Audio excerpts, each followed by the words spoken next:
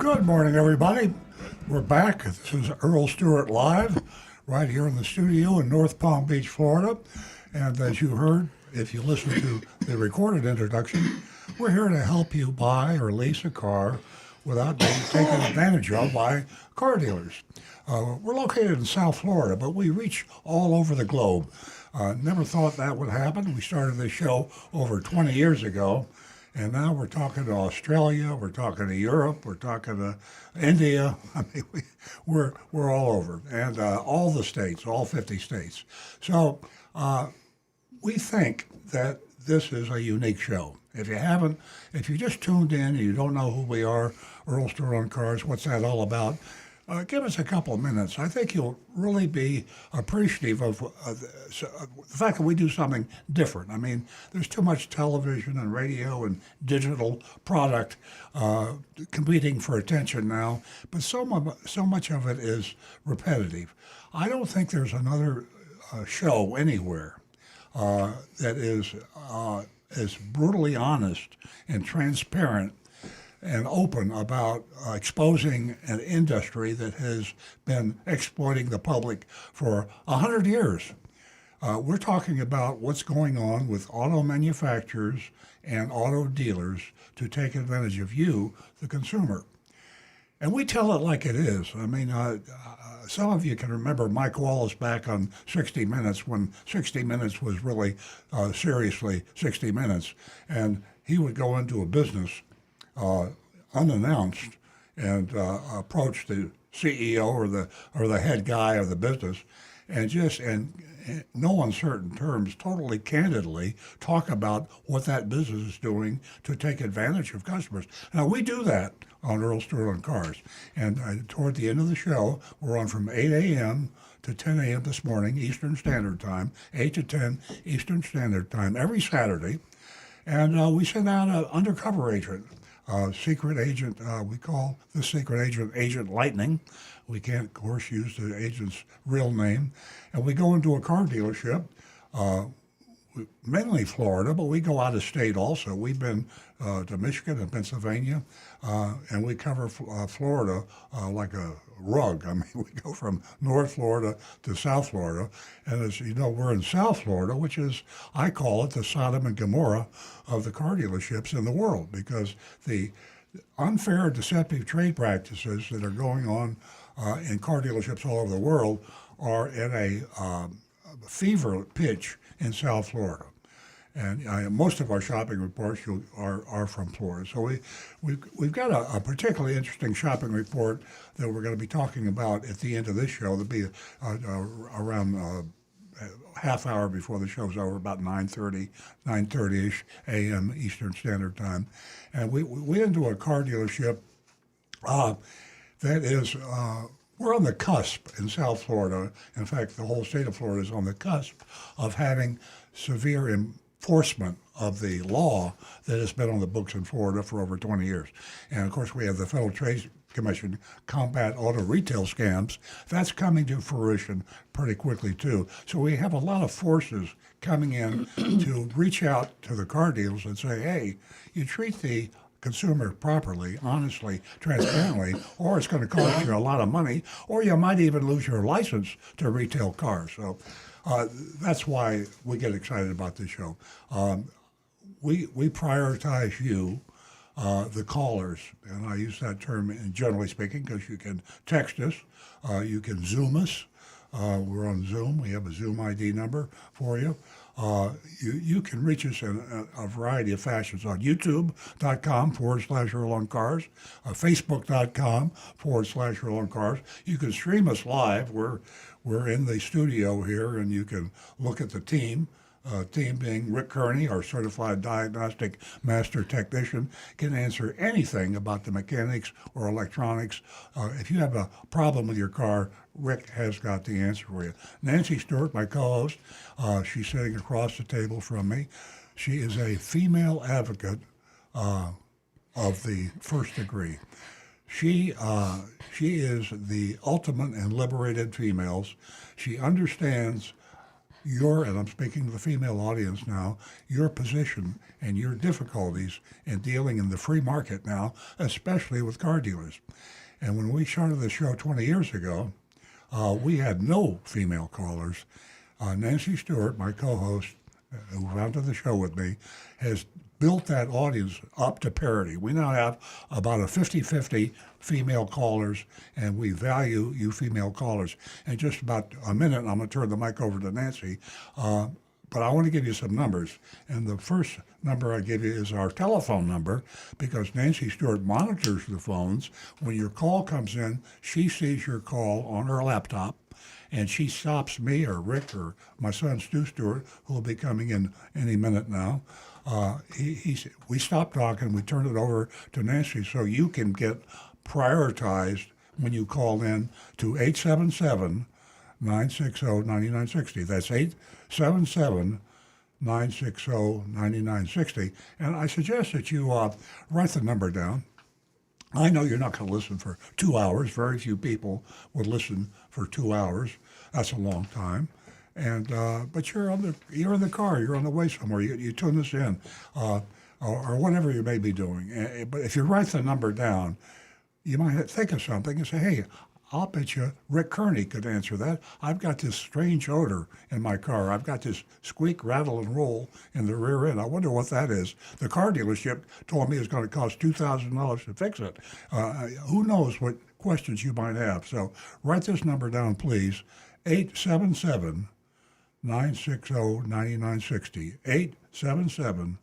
877-960-9960. Now, we also have a unique number that no other show that I know offers. It's a total anonymity. You can use this link. It's a web link, youranonymousfeedback.com. YOURANONYMOUS, Your Anonymous Feedback, just the way it sounds, .com, youranonymousfeedback.com. And you can communicate with us. We open the link. We don't know who you are, where you are. You can say anything you want to. You can, slander, libel, cuss me out, anything you want to. But we find it's used actually by some very serious people that, for privacy reasons, just don't want to be hounded. You hate to let your email address get out or your phone number get out, and you're worried about being harassed. And you know how that happens, especially when you visit a car dealership. So if you use youranonymousfeedback.com, you can say anything you want, have total privacy, and we will read your comments on the air. So I mentioned Zoom, and we have a Zoom number. I'm going to let Nancy Stewart take over now, give her the mic, and she'll give you the information on how to reach us, and a very, very special offer. If you're female and you're listening right now, you're not going to believe this, but she's got a very special offer for you. Thank you, Earl. Good morning, everyone. And what is great about this show is the advice is free. Everybody wins. And I don't know of one time that Rick has been wrong. And that is saying something. He can answer all of your questions. Knows all, sees all. That's right, exactly. And we're going to get to our mystery shopping report later on in the show, and that's going to be from Gunther. And, we've got a few things going on that will connect with the mystery shopping report, and it's going to be quite interesting. And we continue, just hollering and telling everyone all about cracking down on junk fees and lowering costs for the consumer. And we'll continue that march, I call it. Give us a call toll-free at 877-960-9960, especially you ladies. I have $50 for the first 2 new lady callers, so give us a call. We've got 2 hours to spend with everyone, and I couldn't think of anyone better than Rick, because I have nothing. Uh-huh. Well, let's see. So far, we're a little quiet on the YouTube. Let me get over and we will check the text messages, because I'm willing to bet that Anne-Marie has got a new one in for us. I bet. Good morning, Anne-Marie. And she does. Good morning. There's been a couple of news stories about tire blowouts killing people lately. So that prompts the following questions. Wow. What causes a tire blowout? Is there anything to indicate ahead of time that a tire might blow? And what's the best way to deal with a blowout? Okay, well, first off, I'm assuming we're talking at highway speeds. Now, this was in a warehouse, Rick.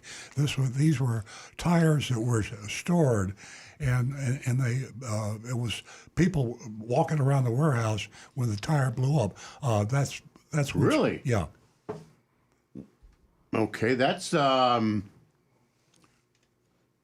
never heard of that because a tire in a warehouse isn't going to be mounted on a rim, therefore it wouldn't be inflated. I wouldn't see how it could blow up. Let me. I'll tell you what. Why don't we go on if we have another. Text. Yeah, I think this was. Let's see here. I can't find that now. I'm going to talk about Jeff Weinstein now while We do a quick Rick research on Googles that. But that was 2 people were killed last week, and it wasn't with a tire mounted on the car. It was a tire explosion, and we'll get to the bottom of that. Anne Marie is always on top of the news. While Rick is looking for that information, let me talk about Jeff Weinstein. Now, if you're not from South Florida, you might not know who he is, but he's the investigative reporter, Jeff Weinstein, Weinsier, Weinsier. And Channel 10 is a Miami television station, WPLG, and Jeff has been with them for quite a while. The thing that sets WPLG apart from a lot of the television stations anywhere is they have the courage to go out and call a spade a spade. If they see deception or they see cheating or lying with a commercial, whether it's car dealerships or nurseries. I mean, anybody that's breaking the law, they're not afraid to do the investigative reporter thing and tell the truth.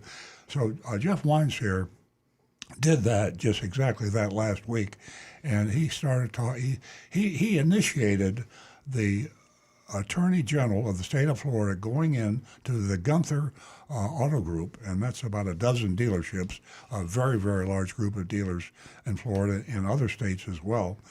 And because they were violating the Truth in Leasing Act going back to 1976, and that Leasing Act protects the consumer against dealers adding onto the purchase option price in their lease.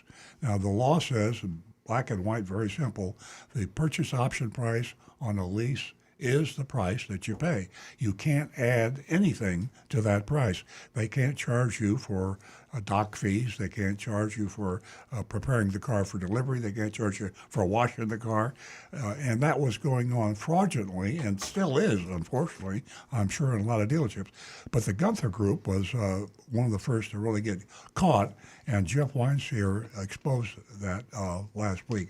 It was all over the news nationally, and of course, Florida, it really shook things up. So just for your edification, we are going to be reading and recovering a mystery shopping report of Gunther Volkswagen after this thing, so to speak, hit the fan.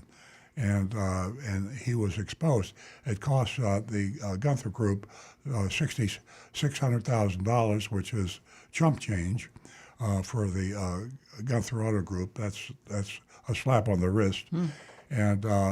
And so we did that. You'll find out how Agent Lightning fared when she went into Gunther Volkswagen here in South Florida and discussed leasing. I don't want to give it away because the whole fun of the Mystery Shopping Report is to get you engaged and listen and comment and vote, by the way. We'll ask you to vote on the Mystery Shopping Report.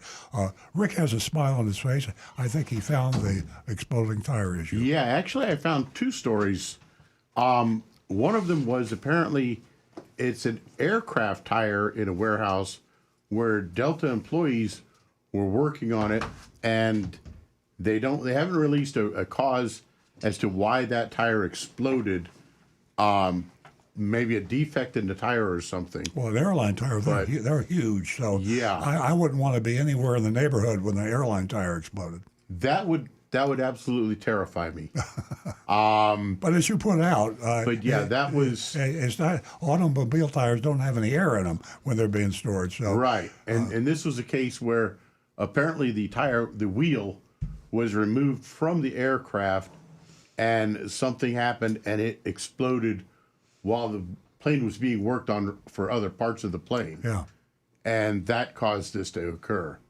The other one I found, though, the other story was apparently a large piece of heavy construction equipment that had caught fire, and a 7-foot tall wheel on it Oh, geez. exploded even while a firefighter was spraying water on it, and the explosion actually killed the firefighter, unfortunately. God almighty. So, yeah, we're talking industrial equipment, and these wheels are massive, and when they go, it's a horrible thing. Yeah. And obviously, there's videos all over the internet. Repairmen who are filling large truck tires, which they normally run around 95 to 110 pounds of pressure in that tire.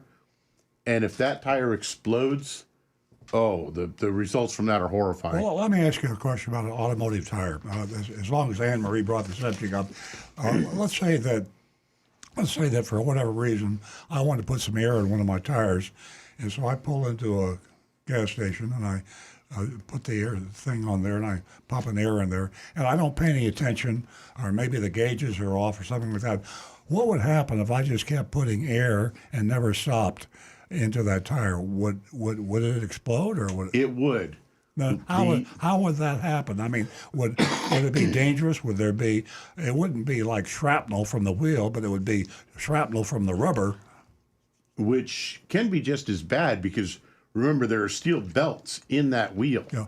Okay, let's get back to that because we have a caller. Yeah, we're going to interrupt for a Alrighty. second, and we are going to take a Zoom caller this morning. His name is Jonathan. He's got a couple of questions for us. Good morning, Jonathan. Morning. Welcome. Thank you. Yeah, a couple questions. One, I've been looking at some of the new cars, like a 2025 Camry, the RAV4. Do you know the average wait time for kind of the newer Toyotas of coming into the next year? And then kind of a double question is, Sure. Yeah. I'm new to hybrid vehicles, and I know battery replacement can be pretty expensive. In Florida, at least my normal car battery dies fairly fast because of the extreme heat. Does the temperatures in Florida kind of impact the lifespan of hybrid batteries? Well, I'll take the question about the wait time for the new vehicles. There's really not much of a wait time. It depends on which, like for example, for the Camry, which trim level. I got one for my daughter recently, and I had to wait several weeks. I think it was about 4 weeks, but that was for an XSE with some particular stuff on it. But for the most part, you're not waiting long at all, if at all. On the hybrid battery, I'll turn that over to Rick because he's an expert on hybrid batteries. Yeah, the temperature in Florida is not going to affect those at all. Toyota has had so much experience now with building and designing these batteries that the quality level has gone up exponentially. We used to replace quite a few of them back years ago with the second generation Prius, because they were the most common on the road. But now it's like very rare do we replace batteries. They just have become incredible things. And I don't think you're going to have a problem with them. But the cost of the replacement batteries has come down also, I believe. Yes, it was so high that it was literally more than the cost of the car almost. At some point, yeah. Now, like a second gen Prius, you can buy a battery from Toyota for like $2,000, and they're going to get lower even than that, simply because the demand is getting less. Right. And generally speaking, you're going to see that. I mean, it's a pretty long warranty period. So 10 years, 150,000 miles. Very few people. Well, I don't say very few people, but not a ton of people keep their cars that long. Jonathan, can I ask you a question? We've been accepting Zoom calls and have the technology to do that for several weeks there. It's really been a struggle. We've had all sorts of excitement. So yours is one of the most intelligent and successful Zoom calls we've had. So was worried. I want to thank you very much. May I ask where you're calling from? Yeah, I live in Orlando. Orlando, great. How did you find out about the Zoom availability? Yeah, I would follow a Toyota group on Facebook, and they kind of bragged on Earl Stewart I see. as a Toyota dealership, and so I kind of followed the rabbit trail, found a couple of your live streams, and then saw that you posted the Zoom ID. Oh, cool. I think last week I saw a little bit about it, so that's what made me happen. Well, thank you very much for Fantastic. the call. I hope you will join our family because it was a very intelligent and very good question. And the fact that you are now on the Zoom technology, you might be helping other people consider using Zoom because I think it adds something to be able to talk face to face like we just did. And I'd love to have you spread the word in Orlando and tell your friends that are Zoom conscious and aware and capable to give us a call if they have any questions. We love to have callers like you. And Jonathan, this is Nancy Stewart. As an incentive, you just won yourself $100 this morning for being our first Zoom caller. If you leave your information, contact information with the control room, Jeremy will jot that all down and pass it along to me, and I'll get the check out to you. Or Jonathan can do that. And Jonathan, again, as Earl said, pass it along that we are on Zoom. This is a unique feature. All right. I'm good. Thanks. Well, have a Phil. great day, Jonathan. Thanks again. Thank you, Jonathan. Okay, we're going to get back to Anne Marie. That was really cool, and I was worried at first because it was like, oh, there's a Zoom guy. Excellent job, Jonathan. Loud Oh, and wait, clear. here, as long as we're talking about Zoom, Jonathan told me before you came in, we had some excitement last week for you folks that didn't listen. We had Oh, I was here. we had. I know you were. I'm yeah. talking about the 8 million people listening to I me left, right now. but I was before I left. So And no, we had some X-rated Zoom callers, and we found out. Jonathan found out that by reporting that to Zoom, they lose their Zoom credentials. That's right. And That's right, they, yeah. of course, they had you on record of what you did. So we had a couple snuck by the censor. Yeah. And I don't think that's going to happen again. But that's good. We didn't report the kid without the shirt, right? No. Okay, that was that wasn't bad. yeah. Well, It was you don't have borderline. to. Yeah, if it was a girl without a shirt, we would report that. There is definitely a dichotomy there between how we yes. view those various things that we're alluding to. All right, let's Okay, move along. Ladies, if you didn't hear me when we opened the show, $50 for the first 2 new lady callers. $50.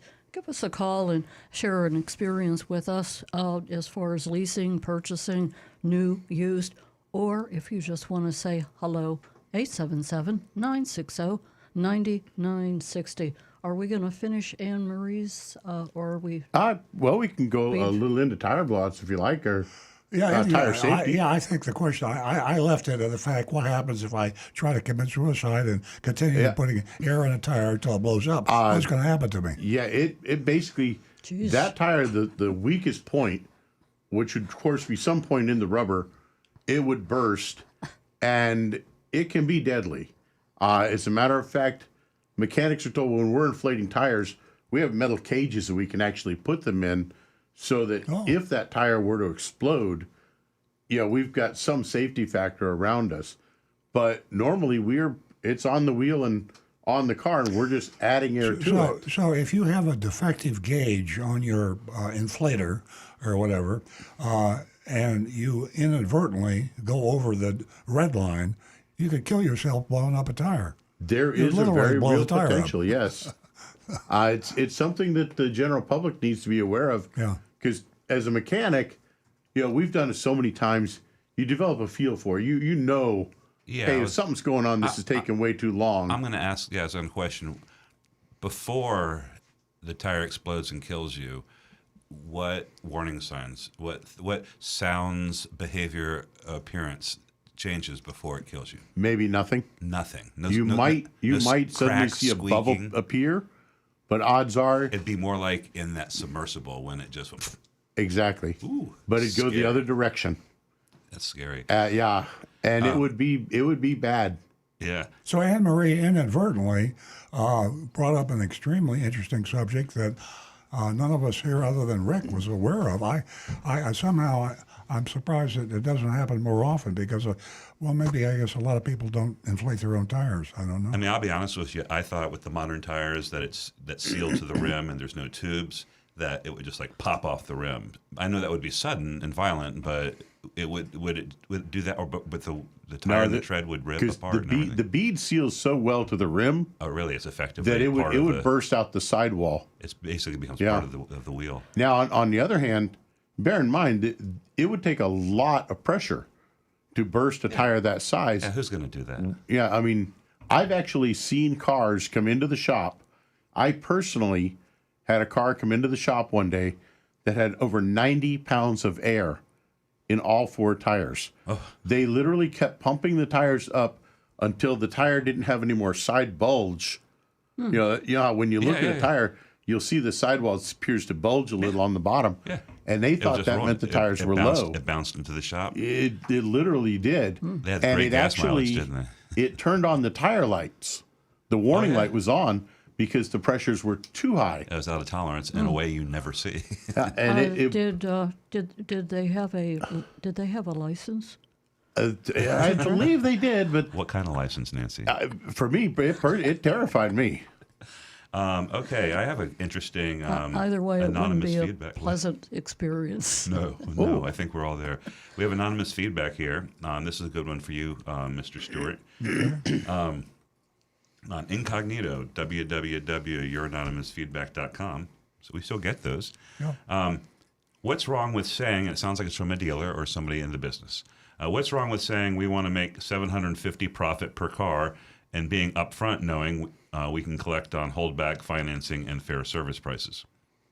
I don't think there's anything wrong with that. Well, I mean, except for in the fact theory. that you're lying about the $750 per car, because holdback is profit, and there are a lot of holdbacks, and I call this a conspiracy between the auto manufacturers and the auto dealers. The auto dealers purposely put cost into the invoice of the car. One of these is the commonly referred to holdback, which is nothing more than a 1% or 2% of the MSRP kickback under the table to the dealer after he buys the car. There's also advertising expenses. There are also incentive bonuses and things of this nature that at one point, I haven't checked this recently, the average extra money kickback through the supposed invoice for the car was around $4,000.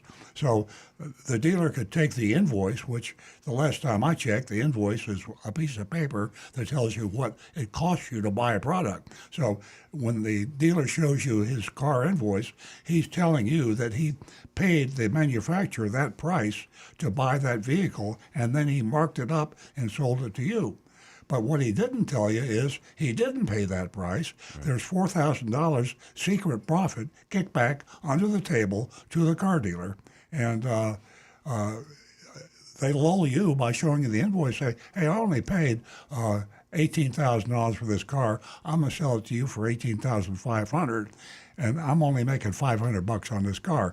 Meanwhile, he's making $4,500 on the car. I can tell you that I don't know who, because it's anonymous. We'll never know. Yeah. What position they hold in the dealership, but everybody knows what a DMS now. Everybody heard about the big ADP outage that shut down the car business across the country a few weeks ago. A big DMS computer system for the whole dealership is called Reynolds. We used it for years. And I remember when I first got into the business, you had certain access and you would log in, so I could see the car deal, but I didn't see that the hidden profit that Earl is talking about. I saw what the salespeople, the sales managers saw. It was only later, as I rose in the ranks and I had more access, I saw that there was another screen that was the real deal. And Earl describes it as a kickback. No one's showing up in a parking garage and sliding a briefcase full of cash. It's all transferred, wire transferred into the dealer's accounts. It's just part of the system, but that's effectively what it is. So let's just say the salesperson doesn't, this guy's a salesperson or a sales manager, might even be a general sales manager, and he thinks profit is what he sees on that screen. It's up to the dealer whether they want to be that transparent. At the time when I started, Earl was not that transparent. Now everybody can see exactly what everything is now. And the conspiracy is between the dealer owner And the factory. And you got to remember, the dealer not only screws the public, Yeah. he takes advantage of his customers, he also takes advantage of his employees. Yes. So the salesmen think they're getting 25% of the profit that they make on the car.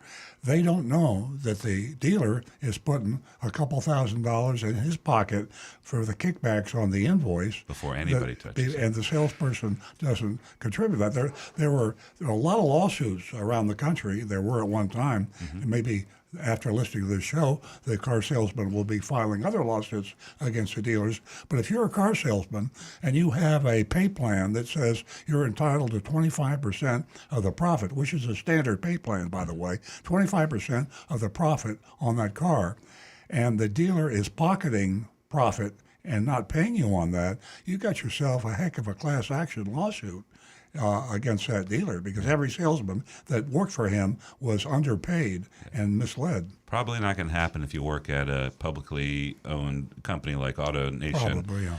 Because they're pretty careful. Even we, back in those old days, had on the pay plans, on the back page, you had to follow an asterisk. It was kind of like a car ad. It says gross profit is defined as, and it did to protect our CYA, so avoid a lawsuit. Well, like that. I was an evil dealer, but I was a smart evil dealer. Right. You made sure that you covered your patootie. Okay, where are we here? I've got an interesting one from Donovan. So I'm going to read this one out in its entirety here. He says, Donovan, last Saturday, by the way, Donovan is our premium, the best caller we've got on. He's on youtube.com/Earl on Cars. Donovan could take the show over, and we really appreciate his calls. Guest host.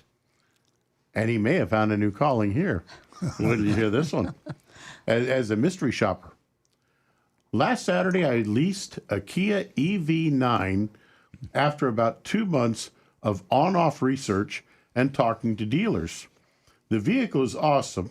It's the only affordable 3-row electric vehicle SUV with a 300-plus mile range. The experience of buying a Kia in South Florida is a horrible experience. But I have good news. If you're willing to drive to Melbourne, Florida, Boniface hires Kia.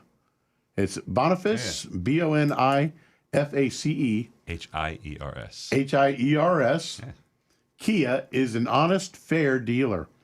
Yes, they have a dealer fee, but they honored the out-the-door / monthly price I worked out over the phone when I got to the dealership. There was no upsell. The process was quick and easy. I highly recommend them over any Kia dealer in South Florida. And if you go, get with Nick Joseph. He was a great salesperson at the dealership. Kia has around $15,000 in incentives on the EV9 right now. And I believe many dealers are keeping some of those incentives for themselves. But they have the you also have the federal tax.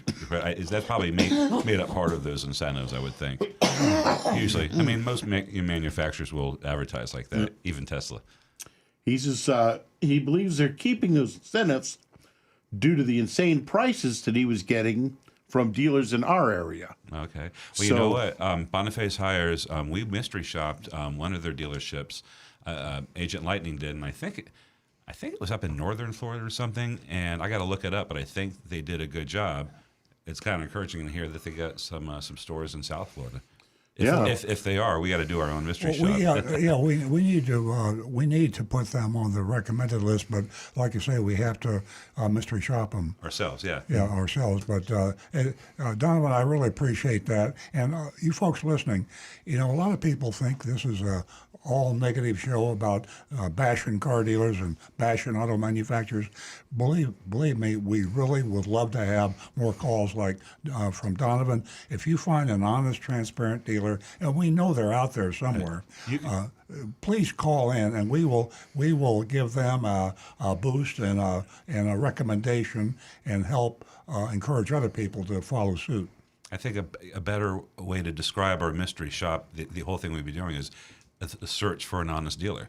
I mean, that's what we're doing. When it happens, we get very excited, and the studio erupts Very excited. with celebration. Yeah.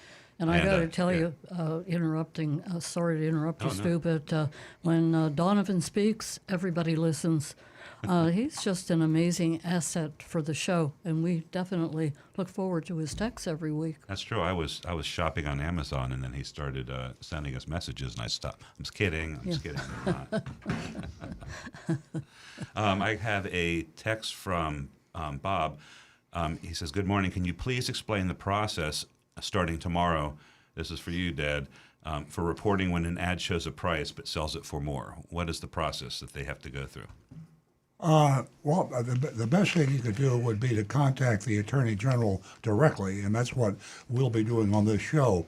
You can, let me see, I wrote down here where you can reach that. Reportfraud.ftc is the website that you can report that to the Federal Trade Commission. No screen. Ashley Moody.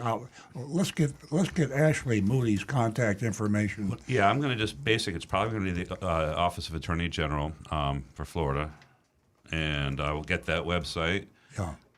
And we can tell everybody because I'm sure there's that and same while link. Stu's doing that, Jonathan, I just want to let everyone know we are going to be taking your calls. We had a slight problem there. Okay. Notice where we have 5 calls backed up, right? That explains that. Okay. But real quick, her website for the Florida Attorney General's office is myfloridalegal.com. So that's all you got to type in, myfloridalegal.com. That sounds like a injury attorney's website, doesn't it? It does. But it's not. It's a official state of Florida, and you can connect there and you can report things. There's a contact us. There's also a phone number, and I'm going to give you that phone number because this is probably going to be easier to do. It's a good phone number. 1-866-9-NO-SCAM. That's easy to remember, isn't it? Kind of. 1-866-9-NO-SCAM. I don't know what the numbers are. I didn't look it up, but that's the number. No scam, and that is how you report by phone. One of these. And that goes to where? The Attorney General's office? Yeah, this is the state Florida Attorney General's office with a big old picture of Ashley Moody and a number that says no scam. Well, that's great. Yeah. Well, we need to continue to give this out because the enforcement starts tomorrow. All right. Well, hey, let's repeat this number multiple times. I'll leave my window open. September 1st is the first day where Ashley Moody has publicly announced she will be enforcing the Florida statute against unfair deceptive trade practices, the scams that car dealers have been perpetrating on Florida car buyers for over 20 years. And she will enforce it beginning tomorrow, September the 1st. And it's refreshing, thanks to Stu, to bring that to our attention. She has certainly updated that profile because the number that I was giving out, there was no attention brought to it. But this, I think, is a good move. Very good move. Okay, Jonathan, where are we going? Tricia. Okay. Tricia has been holding. Good morning, Tricia. Good morning. Okay, long-time listener caller, and I know I want to continue the tire talk. We've talked about this many months ago about tire pressure. Well, of course, I was due for my oil change and tire rotation at 107,000 miles. and my local guy who did the work for me refused to put 40 pounds of pressure in my tire, which was recommended to me from my other mechanic in the business for 40 years. For 40 years, he says he's been putting his tires at 40 to 45, but my local guy refused to do that. So I want to settle this once and for all. I have a 2016 Honda Fit. Okay. There's going to be two numbers that you're going to want to look for. The first one is going to be on the door jamb of your driver's door, and that is the lowest number that you want to run, that pressure. The second one is on the sidewall of the tire, and this will be on both sides. That is the maximum safe pressure that those tires can handle. Now, you can buy tires that will have a higher pressure rating for a safety pressure, for that maximum number. I've seen them for light truck tires as high as 50 pounds for most cars. But most cars, it's capped off at either 40 or even 35 pounds of air. And so if your tires are recommended for 35 as the maximum, then yeah, your local guy is correct. You should not run 40 pounds of air if the tire's rated only for 35. I know we've discussed this before. I think it says 44 on my tire wall. Okay, well then they are safe to run up to 44. I don't know why he would refuse to do that, because it's totally safe to run them at 40. Okay, I just wanted the final opinion from you guys, the experts, because I knew I'd get pushback. I even told him I wanted at 40 pounds, and I don't want pushback. Tricia, the only thing that he may have been thinking is it would give you a rougher ride, but it shouldn't be his decision as to how rough a ride you want your car. But if you have them inflated to the maximum stated by the tire manufacturer, then it'll be a lot bumpier than if you dropped it off 4 or 5 pounds. But safety is not an issue. Obviously, the manufacturer would never put a recommended inflation that would cause the tires to explode. So the man advised you incorrectly. Okay, all right. So I guess I got to go someplace else to get them up to 40. Yeah, or if there's more than one, I'd ask for the manager to explain to whoever it was that worked there. I can't believe everybody in that dealership would have supported a technician or a service advisor telling you they won't put the manufacturer's recommended inflated into your tire. That's just really stupid. I mean, it would be okay to explain why you might not like it, that high inflation, but it is not dangerous, and you just might want to get the maximum amount of mileage out of your tires, and when you inflate them higher to the manufacturer's highest recommended level, you'll get a lot more tire wear than if you have them underinflated. Yes, I know, and he was the manager, my local guy. So yeah. And Trish, I just want to thank you for calling and sharing that story with us, because what you did was, the conversation is very familiar that we were listening to the last time you called. So you took that information and you shared it with the technician, and he declined, correct? Yes. Okay. Yes. Well, give us a call again and let us know how all of it went, because you're going to go to somebody else now, right? Yes, just to inflate it. No, he's Exactly. he's great for oil change and other things, but I guess I'll go across the street and get them inflated to 40. But I wanted you guys definite opinion here. Thank you so much for staying in touch. Have a great Labor Day weekend. We look forward to hearing from you again. We're going to get to our next callers, and excuse me, I'm having a little difficulty with my screen, so Jonathan's helping me out, and I believe the next caller is Doug. Okay, Doug, thanks for holding. Good morning. Good morning. How are you guys? We're good. Hope you're feeling better. Yes, I'm all better, and since I perform every week, I need to be healthy.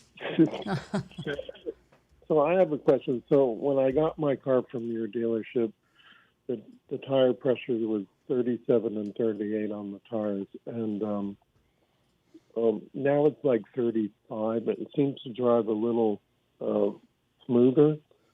And just wanted to know, do I need to keep that at 37 or the recommended, or that's what I was asking. What car do you have?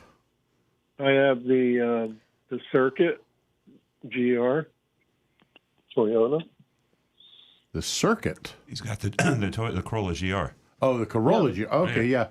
I think the door jam recommendation on those is 35 psi. So you're in that safe zone. So it's up to you, because modern cars now that get a good feel for the road, especially the GRs, even changing a couple of psi in the tire can change the feel of that ride quite a bit. But you're Right. totally safe to keep it at 35 if you feel like that's good for you. Okay, one more thing about the GR. I really love it, and I think I'm going to take it to Homestead to do a little, track thing, because they offer that for free. Cool. Free 1-year membership. So I was going to do that. Then I read an article saying that Toyota is looking at black boxes now of the GRs. And if you go to like 100, is what it says, that you could void the warranty. Is that you could void the warranty if something happens to the car?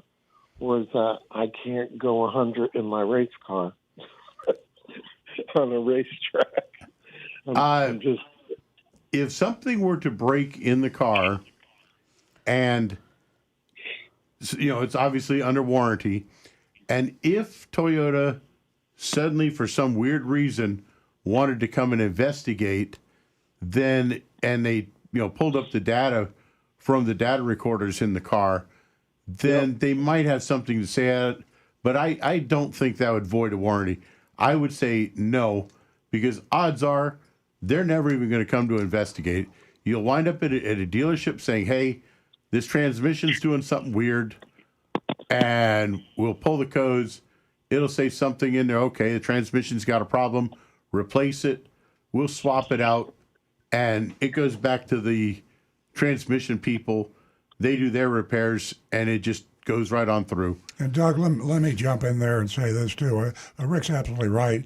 I'd like to get a copy of that article or whatever where you read that, because if an auto manufacturer builds a car that'll go 100 miles an hour, and you drive the car 100 miles an hour, and something breaks on the car, I can't see them defending themselves in court as to why they built the car in the first place so that it would go 100 miles an hour. Nope. So I've never heard of that thing before. And as Rick said, usually if you've got a dealer that will cooperate with you and cooperate with the manufacturer, I see Toyota generally will go beyond what they normally would be expected to do to honor a warranty rather than be less than. And I can't imagine them denying you because they thought you were going too fast.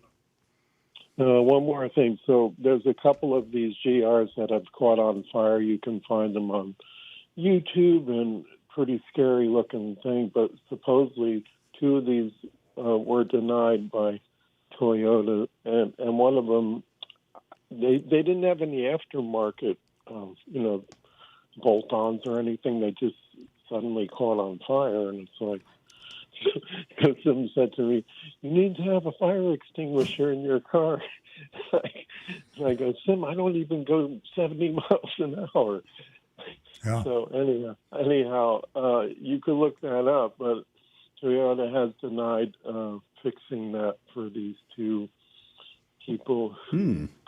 Cars burst into flame, and I doubt it's probably an overheating thing, obviously. But one of them said there was a hole in the engine somehow, near the oil filter, and that's what created that. So, Well, that sounds like it threw a rod.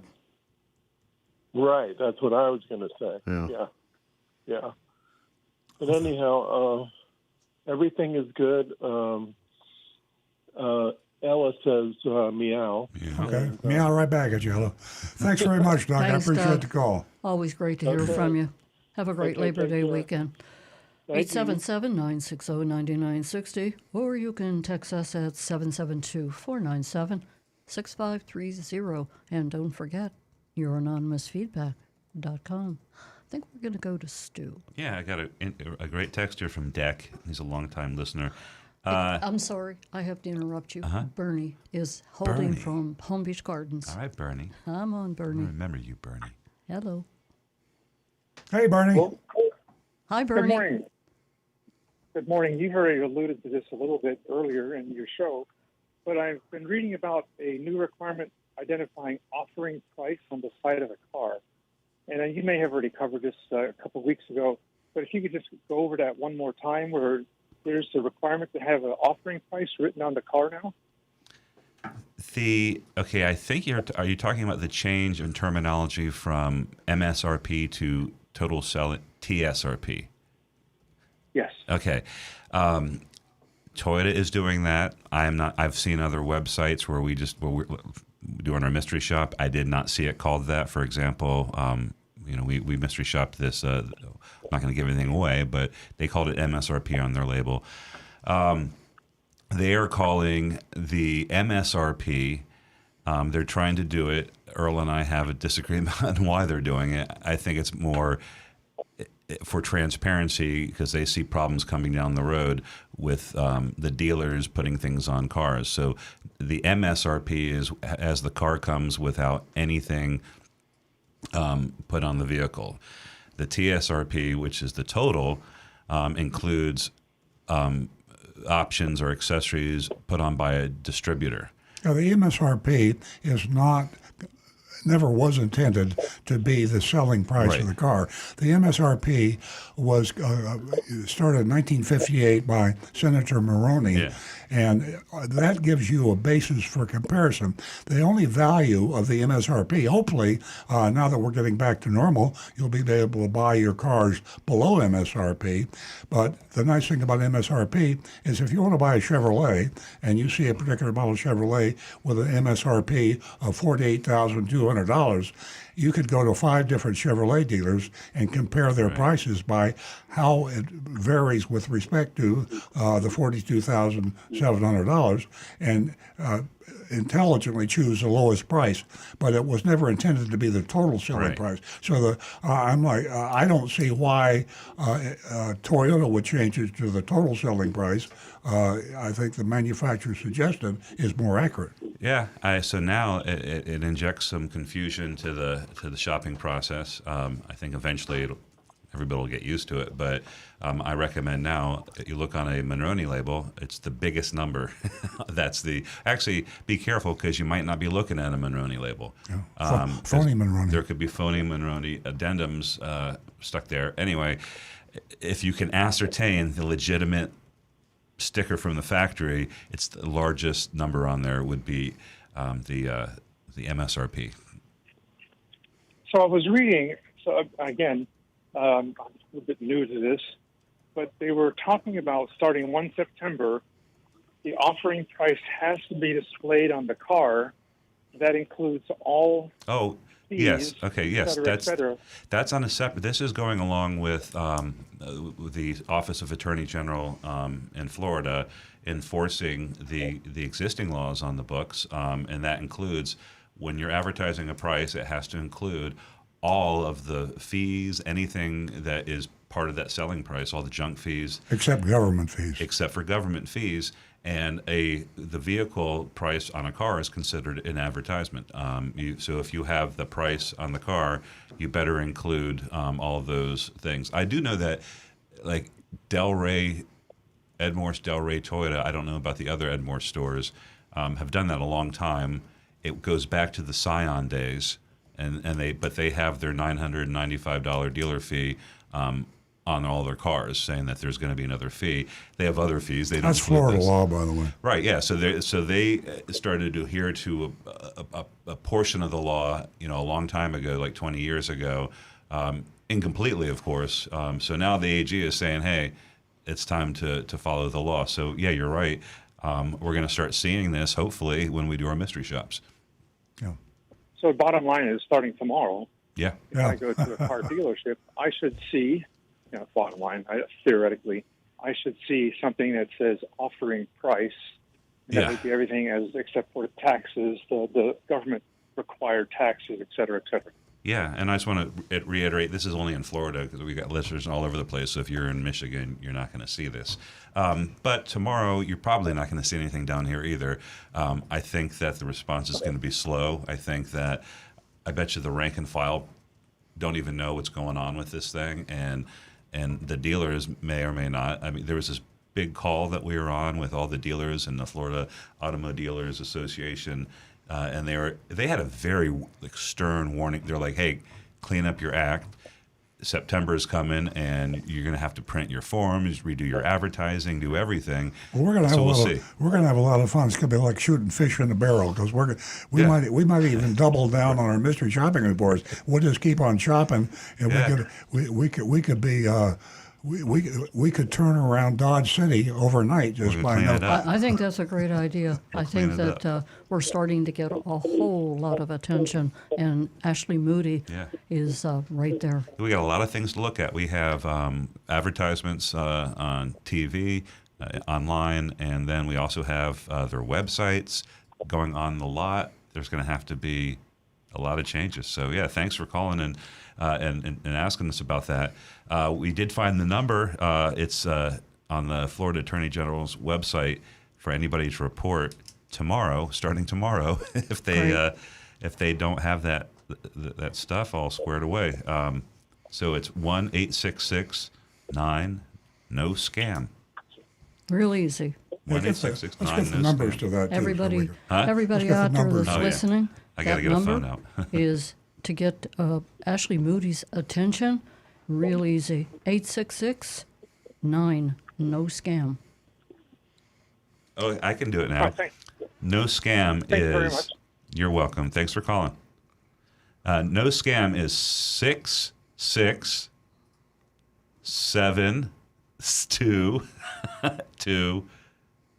667-226. Pretty easy.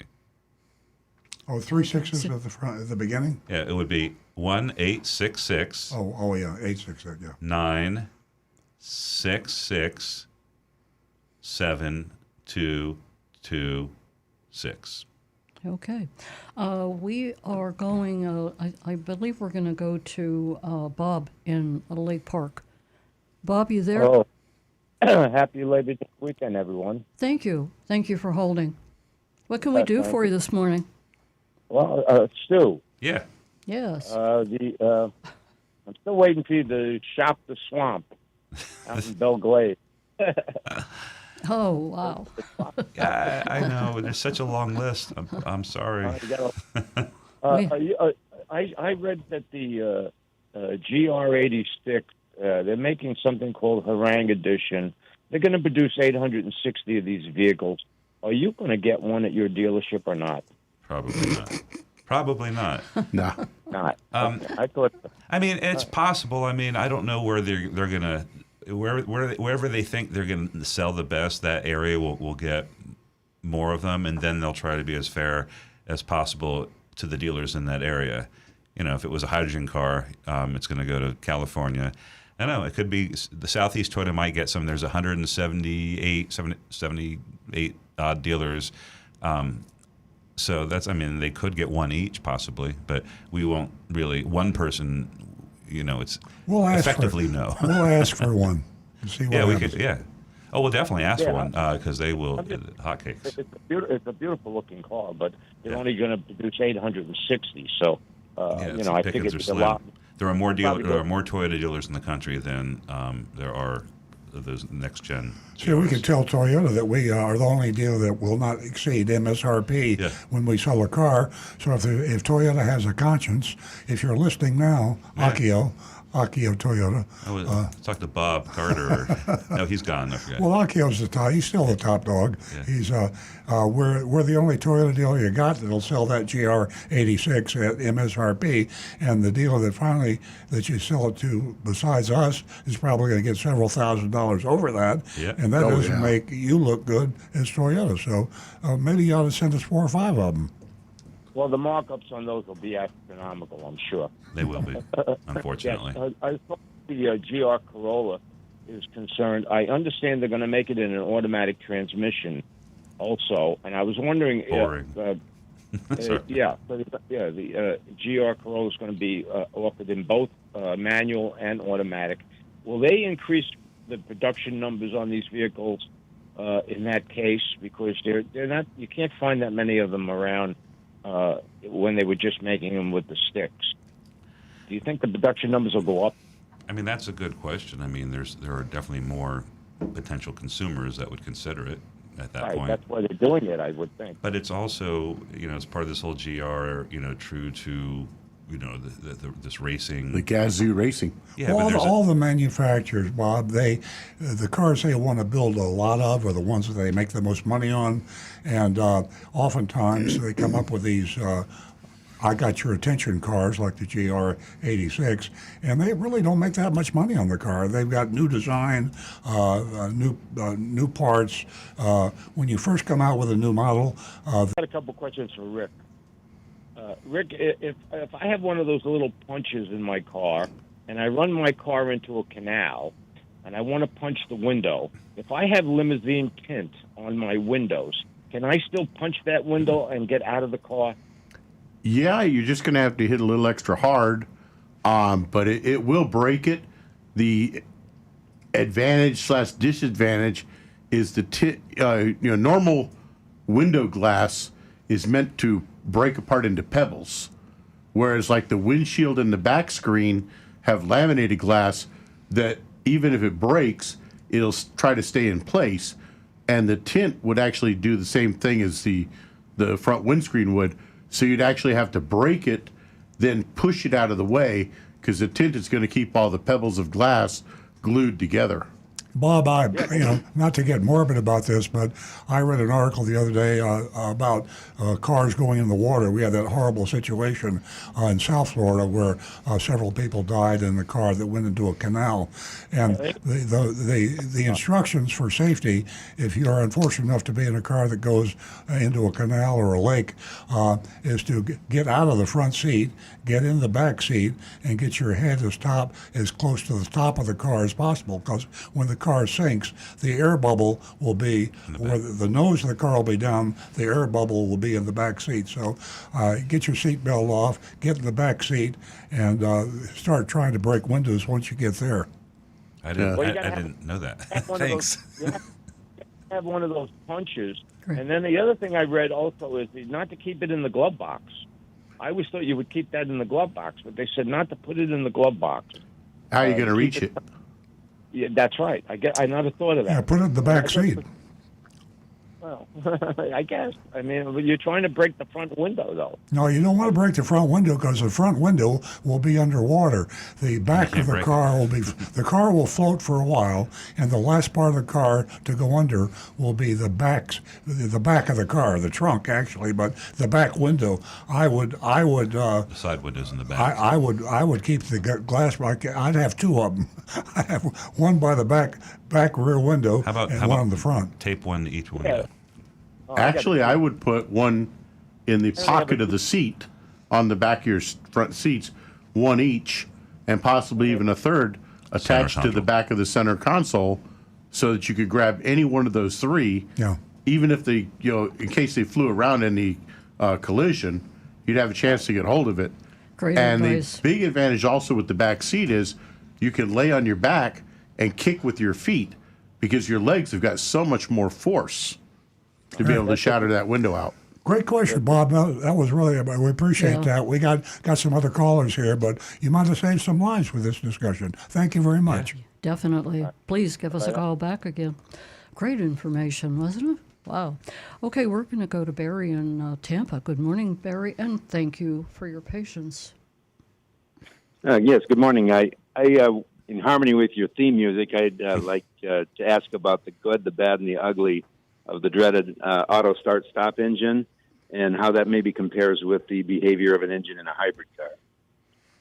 Two totally different systems. The hybrid system, the gasoline engine, actually is what will be started and stopped by the electric motors that drive the car.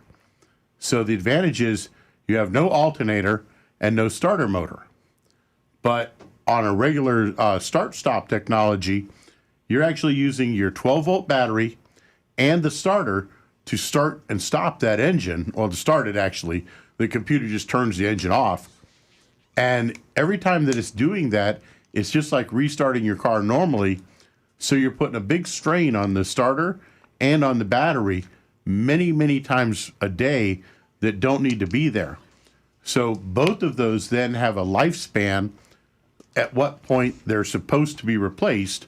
You'll actually find that in your maintenance manual. It'll tell you when those are recommended to be replaced, and they're about 50 to 75% more expensive than a counterpart for, say, a car that does not have start-stop technology.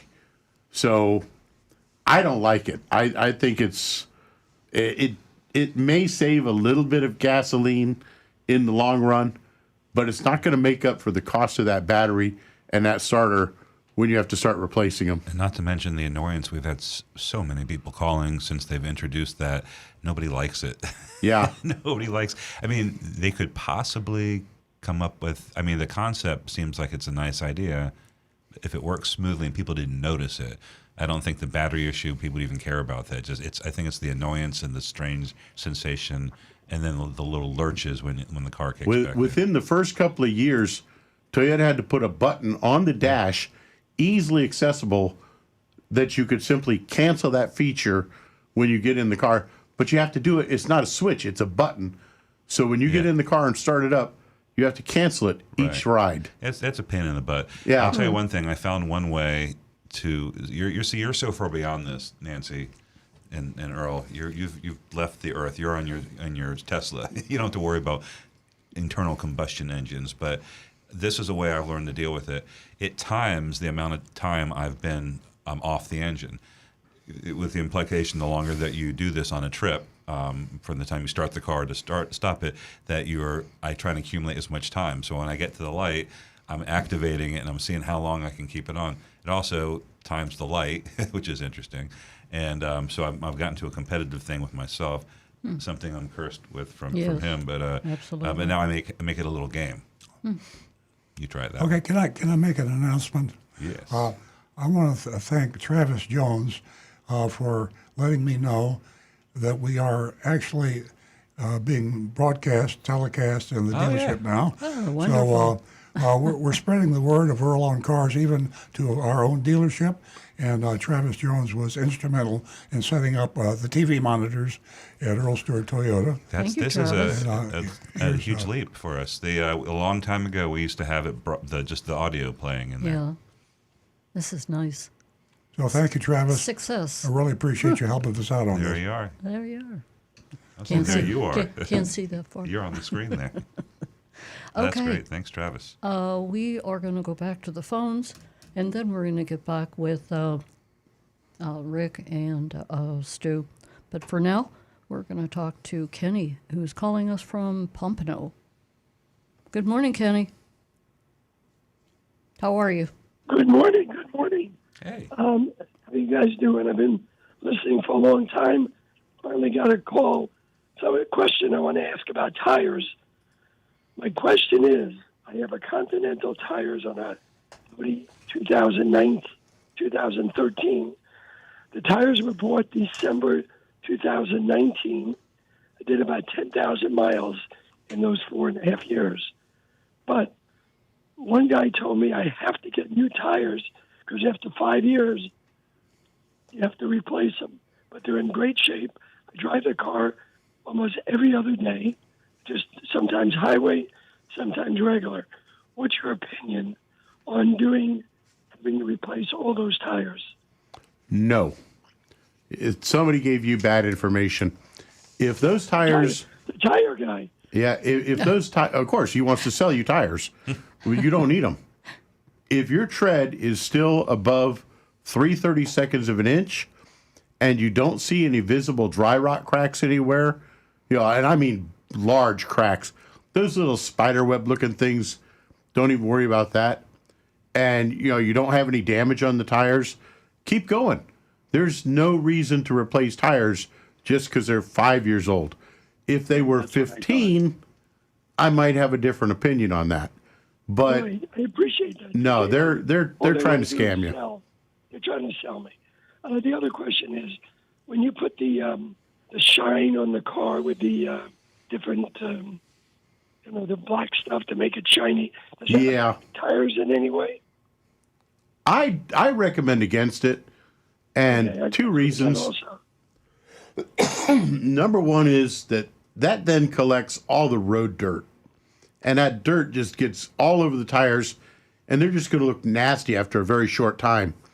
The other reason is you're spraying a lubricating type chemical on the tires, and you got to remember that there's a little patch about 8 inches by 8 inches on each tire, and that's your contact patch where the tire is actually meeting the road, and that's all you have to control that massive missile that's flying down the road at 50, 60, 70 miles an hour are 4 little contact patches. So I wouldn't want to put any extra chance of putting any sort of lubrication. I know it's going to wear away quick, but there's always that tiny chance. I wouldn't do it. I don't see the need for it. They look shiny for about a day, but then they pick up that road dirt and they're just going to look nasty after that.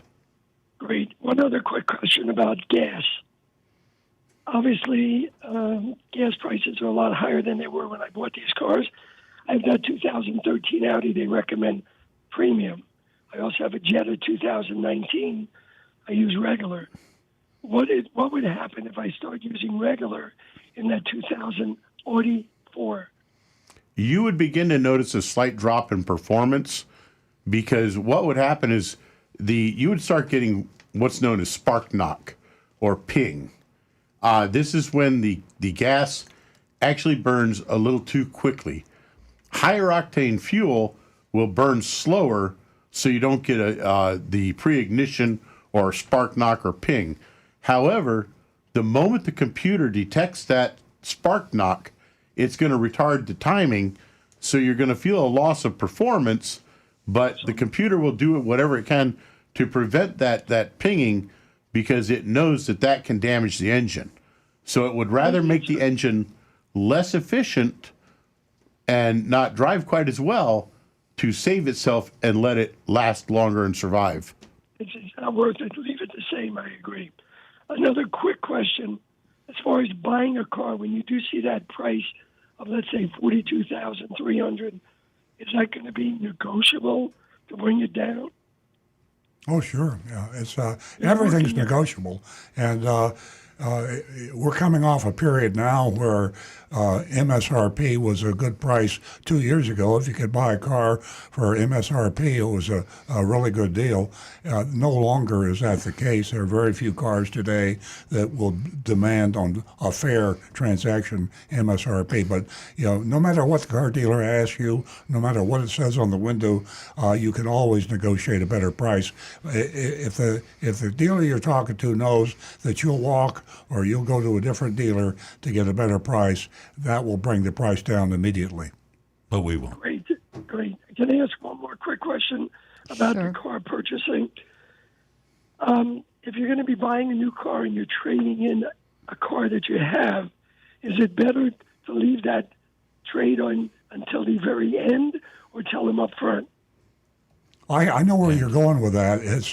That's a good idea. I mean, you could do that. It probably makes life simpler. You should also have shopped that car that you're going to trade it in, and gotten prices from 2 or 3 other sources. We recommend CarMax, Carvana, WeBuyAnyCar.com, Vroom.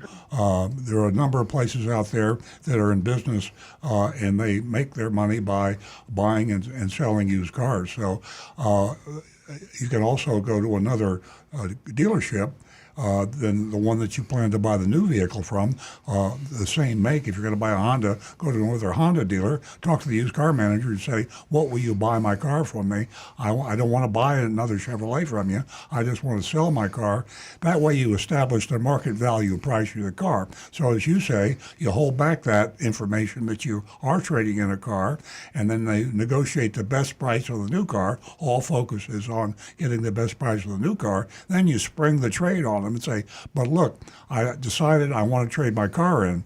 And that's when they'll try to steal it from you and give you a price less than the true value. You say, I have a buying offer at your competitor on the other side of town. The used car manager will pay me this for the car. If you'll meet that price, you can have my trade in. And then when you do that, you also say the sales tax that you're exempt on when you trade that car in.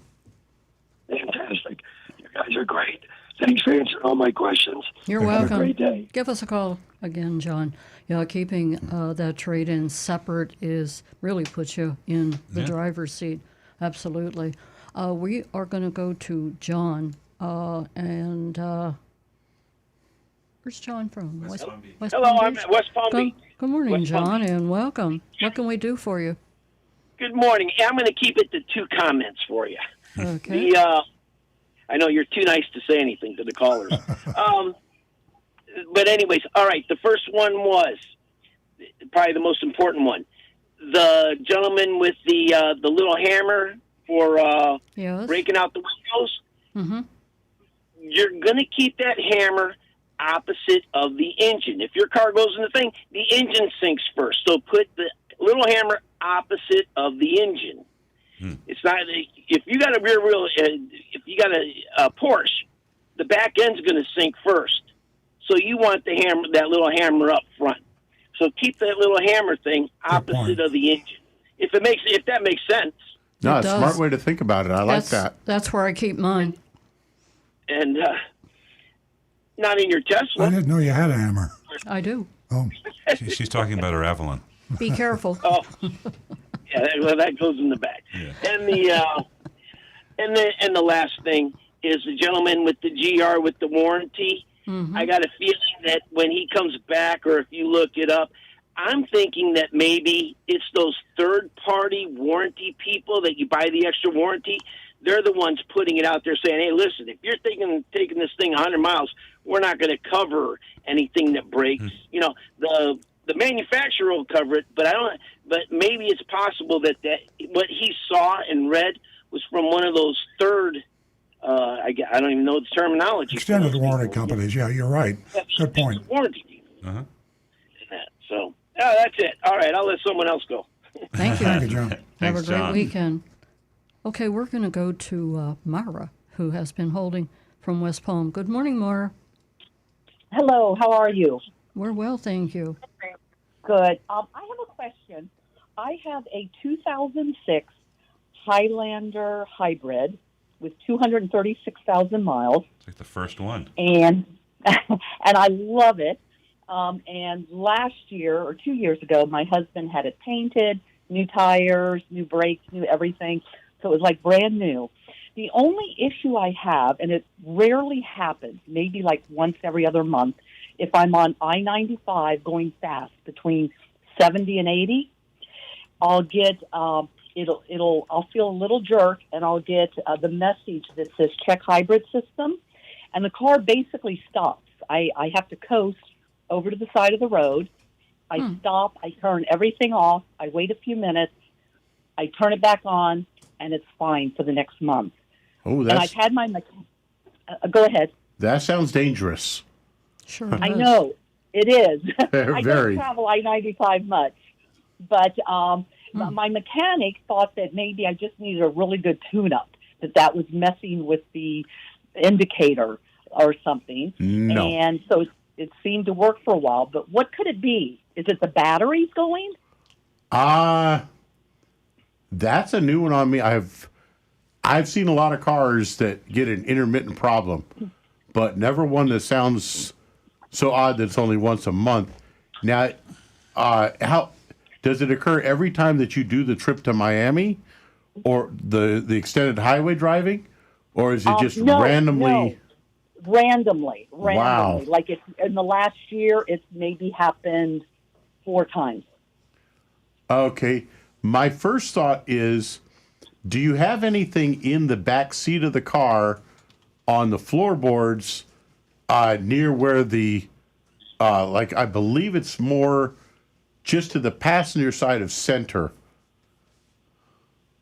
No, I do have, now that you say that, but it's in the trunk or in the back part. I have some laminate flooring.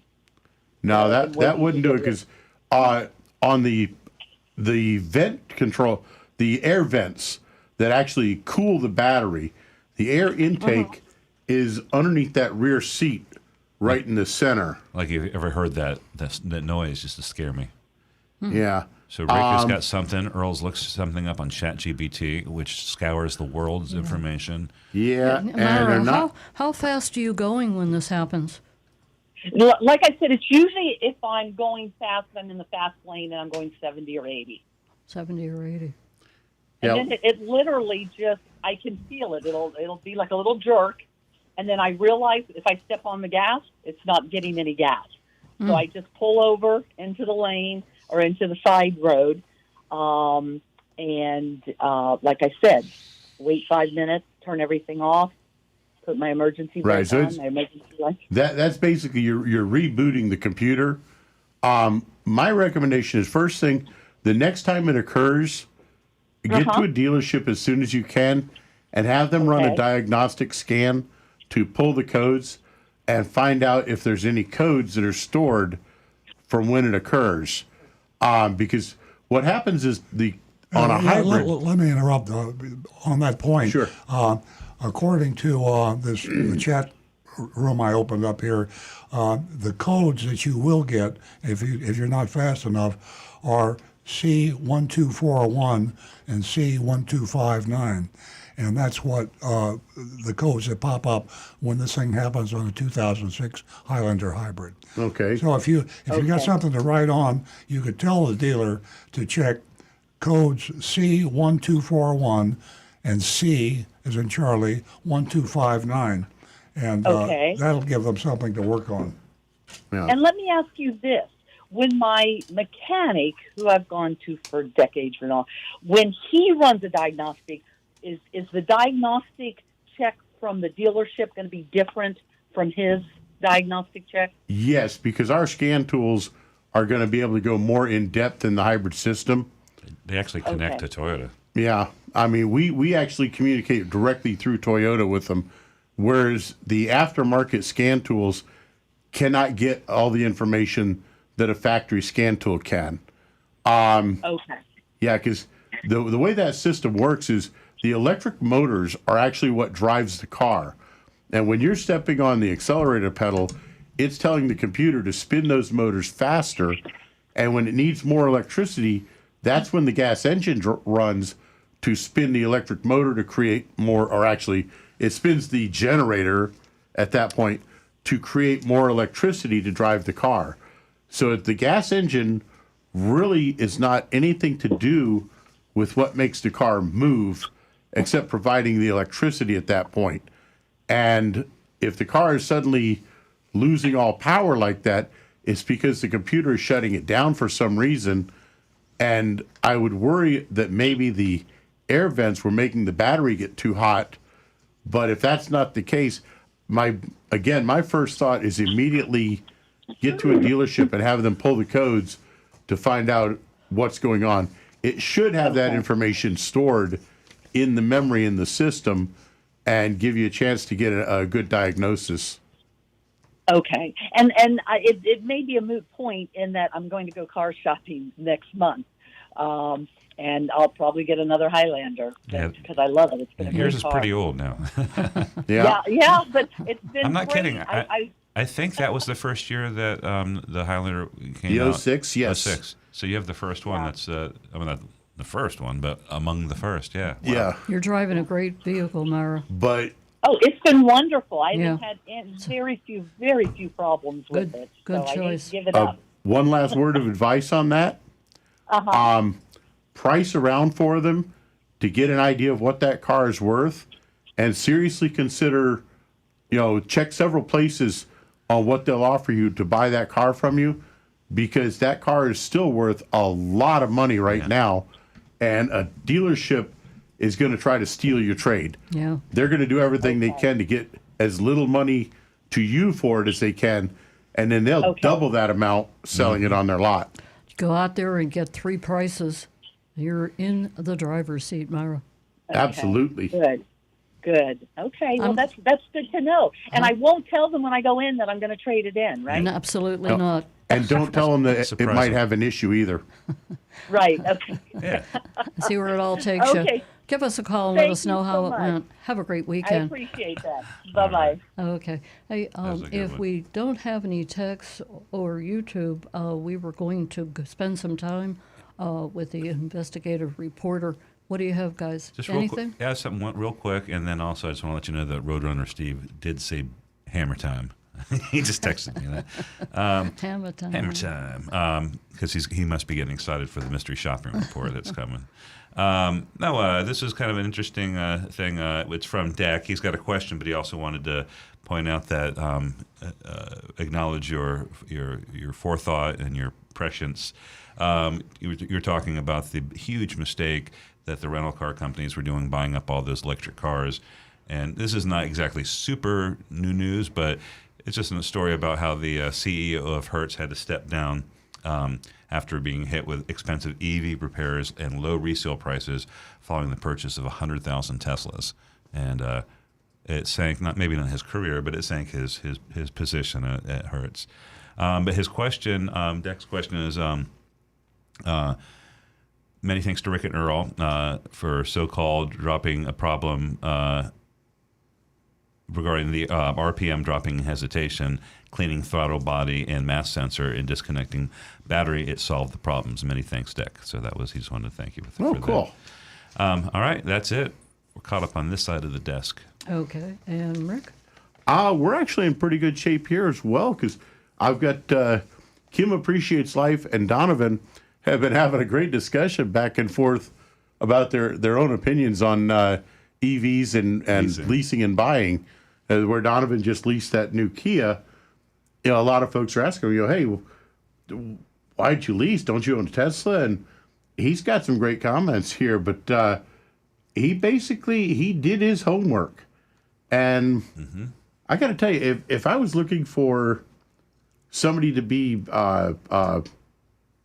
what's your team there? The negotiators to help you get a car. Vigilantes? Your vigilantes. I'd want Donovan in there to help me get a car. He'd be the lead vigilante. Oh man, I've been trying to recruit him for quite a long time. I think with even my old Tacoma, I could walk in, get a brand new TRD Pro, and they would pay me. Well, just on that subject of Donovan's insight, Ally Finance is for you car buffs. You probably knew they were GMAC, and then they became Ally, and then they divorced from being entirely General Motors financing, and they finance all cars now. They're the largest financing of cars now. They finance any car. They're focusing in now on electric vehicle leasing, and they found a partner. They didn't mention the name of the partner, but Ally Finance has a partner that will guarantee the residuals on an electric vehicle to 50% of the value of the car. MSRP, yeah. And 50% is not a shabby residual on a 36-month lease. So they're stepping up. They're also totally familiar with the tax credits that are available. So by combining a floor residual along with the tax credits, they're leasing the hell out of electric vehicles. The tax credit is what makes it make sense. It can be used immediately at the point of sale. Yeah. The leasing company does it, but it results in an incredibly low payment. When you add those things up, you're going to see a little preview in the mystery shopping report. They're going to try and sell a lease. Yeah. In this case, when you have that much money coming from the federal government, and then I didn't even know that they're doing a residual floor. it's going to make a lot of sense to lease an EV. Yeah. No, it was definitely. Donovan that actually Okay. put me on to this fact that I didn't realize until last week's show when he did a YouTube that you can bring that a Tesla battery.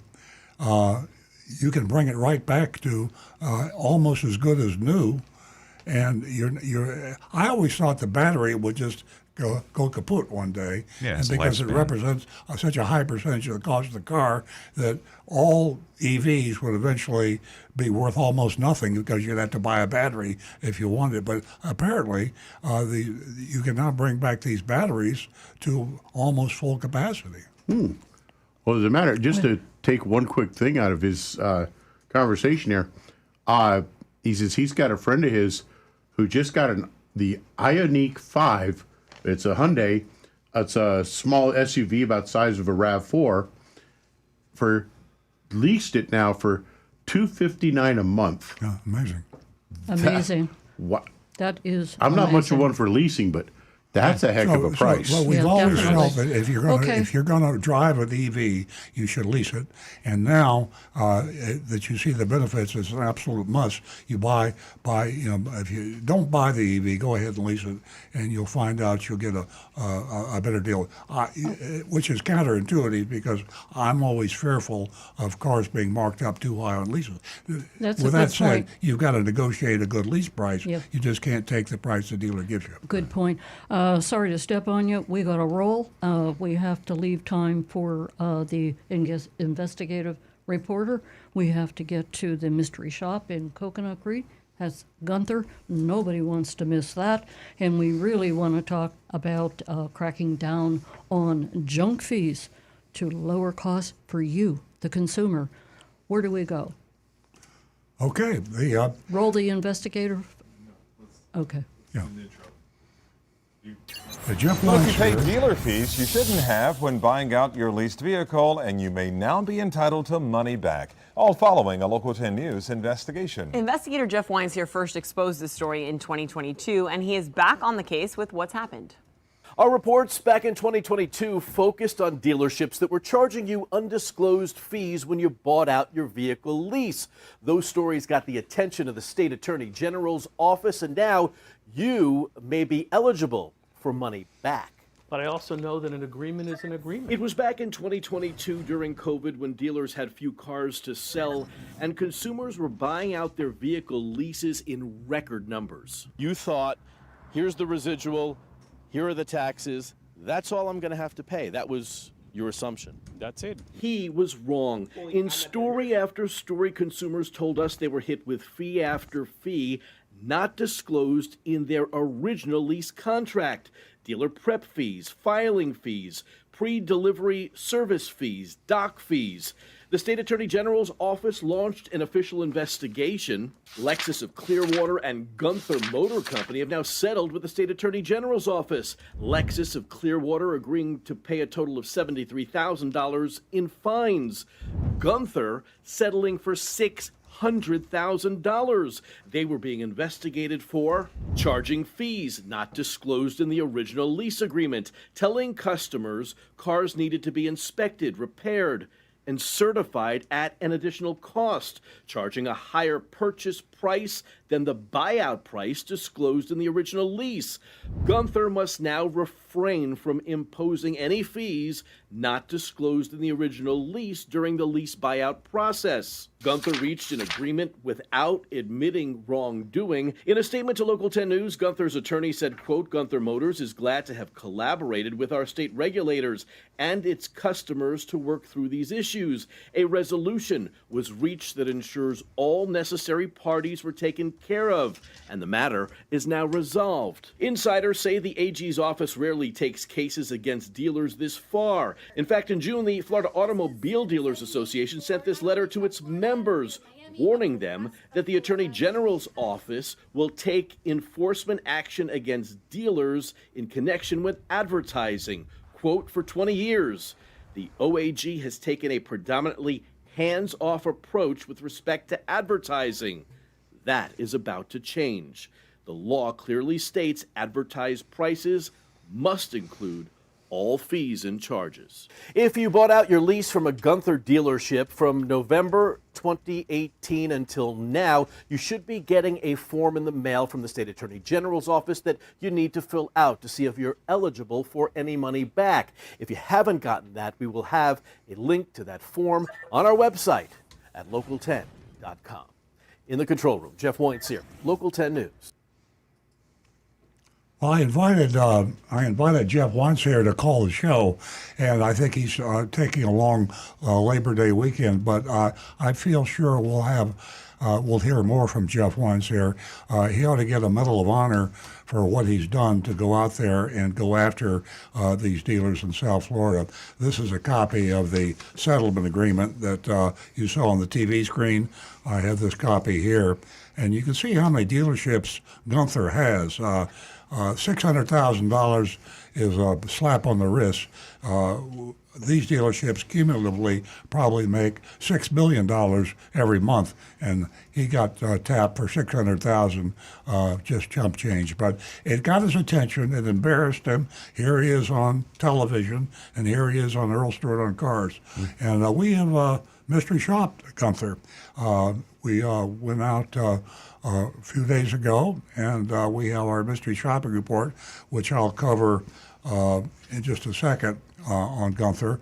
And Agent Lightning went in there and deliberately brought up the subject of leasing and purchase options and some of the information. So we figured he would probably be pre-warned about this sort of thing happening, and the mystery shopping report will answer that question, whether or not he was pre-warned. I remind you that if you are buying a car or leasing a car in South Florida and you have a problem, you need to call Ashley Moody's office, the Attorney General of the state of Florida, and that number is 866-966-7226. Is that right, Stu? 866-966-7226, which Yes. is also, what was the? 1-866-9-NO-SCAM. 9-NO-SCAM, yeah. 1-866-9-NO-SCAM, 1-866-966-7226. And if the complaints go into Ashley Moody's office and she's put her reputation on the line, that starting tomorrow, September 1st, the law will be enforced in Florida. So if you're within the sound of my voice, hear that, and if you have a problem, call this number. Let your voices be heard, folks. Without you, we really can't do anything. That number, again, is 1-866-966-7226. I'm going to give you another number because we need you to vote on the mystery shopping report. There's a whole lot of effort put into this. You can text us at 772-497-6530. That's Gunther of Volkswagen, Coconut Creek. Okay, here's the mystery shopping report. I'll be speaking in the first person as if I were Agent Lightning. I arrived in the late afternoon and decided to go with the cover story that I recently got a new work-from-home job, and I'm considering leasing a vehicle to secure a lower monthly payment. I've never leased before, and I'm quite nervous and have lots of questions. I walked in the new car showroom and was greeted by a salesman who asked if I was here to see anyone in particular. I said no, but I am interested in buying a new car. So I started out by saying I was going to buy. I didn't want to be too obvious. The salesman said, perfect. I mentioned that I really liked the blue 2024 Taos out front, that I went with my new job story, and I had never leased a car before, but could possibly consider it since I wouldn't be driving many miles. Salesman smiled really big and said, leasing is a great option. Many people don't consider. There is a money factor involved that will save on interest financing versus buying. It's sort of like a loophole, if you will, when you lease. You don't pay interest or finance charges. Now, that is a deception. a clever deception. Obviously, there is an interest factor in a lease. That's the interest that the leasing company is paying, and they're passing that along to you, but they don't call it interest, they call it a money factor. So he's playing with words, and he's deceiving at this point. So you don't pay literally a finance charge, but you do pay the same amount of money or maybe more. As a matter of fact, car dealers are allowed to mark up the money factor if they choose, and then they get that kickback from the leasing company. Okay, the salesman also added, also, don't tell anyone this. You know they're lying when they say that. Also, don't tell anyone this, but Labor Day is the best time to buy a car. Not the end of the month or even the end of the year, but Labor Day. So, that's absolute nonsense. So you're in luck. Let's go back to my office. I think that's true for refrigerators, not cars. My name is David.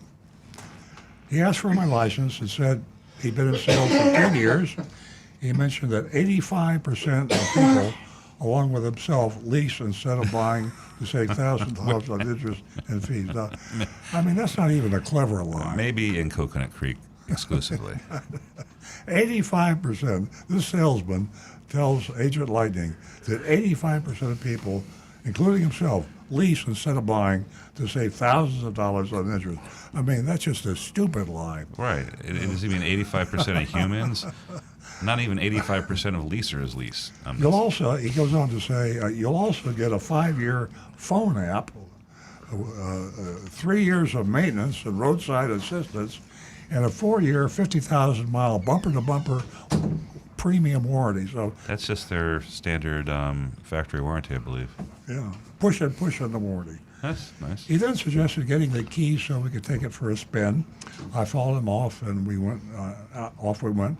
We found the Taos, a blue 2024 SE model with an MSRP of $33,536. During the nice test drive, David shared with me the safety features, and we talked about how familiar or different they were to those in my older Volkswagen Atlas. Once again at the dealership, we returned to his desk. He asked me how many miles I would want. I said, I'm quite new to this and know nothing about leasing. What would you suggest? He said 30,000 miles, 10,000 miles per year, or even 36,000 miles over 3 years is usually standard for most people. The fact of the matter is the average driver drives 15,000 miles a year. So the lower he can get you to say your mileage is, the lower his cost will be. It would be your cost, too, if he passed that savings along to you, which he would not have done. In this case, she's saying she's going to work from home, so low miles would be okay. But Yuri said most people drive a lot more than that. So he says, however, I would go with 40,000 miles since you'll likely buy it at the end of the lease. So he's setting that up. If you see you're going to go over the mileage and don't, this is a doozy. If you see you're going to go over on mileage and don't want to keep it, just give me a call. And I can have our dealership buy it from you instead of returning it to the bank to save you the money. That's another loophole. This guy is creative. He's got a vivid imagination. Yeah, I mean, that's such an incomplete statement to make. There's so many caveats to that. So we can work it out. Don't be nervous. I got your back. I got you. I got you. I got you. I asked if he could show me in writing. Oh, here we go. Agent Lightning. I asked if he could show me in writing what this would look like and what I'd owe at the end of to buy the car and keep it. He assured me he would. So she got it right up front. Says, what can I buy the car for? And he said, I'll get that for you in writing. Huh? I sat and waited for about 15 minutes for him to come back. He apologized, saying they were quite busy, and showed me some numbers he'd written on a Post-it note. With $5,000 down on a lease, where'd that come from? $5,000 down on a lease, my payment was $365 versus a $500 payment on a purchase. Of course, at the end of the lease, you don't own the car. At the end of a purchase, you own the car. So obviously, you're going to have a better deal there. He said he was guessing on these numbers, covering himself, CYA. He pulled out his calculator to prove that leasing would be the way for me to go. I told him, this isn't going to work for me. My husband is a numbers man. Ka-ching. and he's going to want to know the exact number for 3 years of leasing, plus what it will cost me to buy it out in the end, and then also to finance it for 60 months. He mentioned again that even with special financing, in the end, I would pay about $5,000 more to buy versus lease. And he's got a gift for gab, throwing out these half-truths and untruths faster than you can approach each one of them. Excused himself again. I sat for 25 minutes before David came back and asked me to follow him. I'm going to introduce you to the man, the myth, the legend himself. And this is a great comeback by Agent Lightning. I interrupted. Mr. Gunther is here today. He laughed and said, no, I wish, but my sales manager, Eduardo. He's Eduardo, the man, the myth, the legend. We went to Eduardo's office, and he very offered highly me a of seat Eduardo. while we waited for him. I sat for 15 minutes before Eduardo finally came in. That's a lot of time. Shook my hand, introduced himself. He asked, what are you hoping to accomplish today? I said, well, I'd like to explain. I explained to David here, I'm here to possibly lease a new Taos. He said, okay, great. David spoke up and shared that I was waiting for some numbers on leasing versus buying so my husband and I could make the best decision. Eduardo said, well, if you're looking to lease, we have two options. Now, this blew me away. We have two options. One through Volkswagen, and these would be the numbers David wrote down on the trusted Post-it note. He chuckled. And the other way is through our sister company. Now, that's very interesting. Who's Gunther's sister? Heidi? I don't know whose sister. Now, actually, this is before even Stu's time. I had my own leasing company at one time, many years ago. But today, that's unheard of. I don't know of any dealer that has their own leasing company, but I Stewart Acceptance Corporation. And but it's highly unusual. It's the first dealer I've heard mention having their own leasing company. But he says this is by far the best deal if you use our sister company. But if you have to have at least, a 740 credit score, which is pretty strong. Put $5,000 down and have nothing derogatory said on your credit, and no other outstanding loans or leases in your name. If you do, you'll either need to pay those off or not qualify, and your monthly payment will be $299. So they're dropping it down if they go through their sister leasing company from $350 to $299. I asked, how much? Now we're getting out of the nitty gritty. How much will it be to buy out at the end of the lease? He said, I can't tell you that until you're ready to go to finance. But wait a minute. The salesman said, visibly annoyed, I said, well, David told me, he said you could get me a printout of numbers showing leasing versus buying. This is where we hope to nail him. Technically, he said writing, and he wrote it on the Post-it. The sales manager responded, you don't have to get so frustrated. I said, well, I've been here for over an hour, and now you're wasting my time telling me you can't give me anything in writing. He scoffed at me and challenged. I said hi to you as you were walking in the door. It hasn't been an hour. Agent Lightning came right back. I know it's been exactly an hour because I took this selfie to send my kids that Mom's excited and buying a new car today with a timestamp of 317. And she sent that selfie to us. I didn't include this because we can't out Agent Lightning, but you're not going to get over Agent Lightning. She's sharp as a tack. Busted. Okay, but he didn't even apologize. He shrugged it off, grabbed a sheet of paper from his printer, handed it to me with a pen, told me to write it down. I'll give you the numbers, he said. You don't pay taxes on a lease up front. What does that mean? You but do. You pay it every month. You do. If that $5,000 is a down payment, exactly. You absolutely do pay sales tax. Exactly. I said, no, I already told him that I know nothing about leasing, and you aren't being very helpful. He then started dictating numbers as I wrote them down. He said inception fees would total $2,300 for things like title registration, acquisition fee, and first month's payment, and a tag. I pushed further and asked him to share what it would cost to buy the car when the lease is up. He said, you'll get that when you're finalizing the deal. Wow, he's really... real quick, back on the acquisition, the inception fees, that's $2,300. If you add up a registration and acquisition fee, which can be like $1,000, but let's say it's probably closer to $6,000, you're not close to $2,300. He's not mentioning the other the other fees they have. There's junk fees built in. So as you can see, the bottom line, not fulfilling the promise to give her the information. Right. On, Well, one other thing, I can promise you that the $2,300 in inception fees is not part of the $5,000 he says you have to put down. Oh. So that's just the incidentals, Yeah. and the $5,000 down payment is going to come in finance. That's when you get to the finance office, yeah.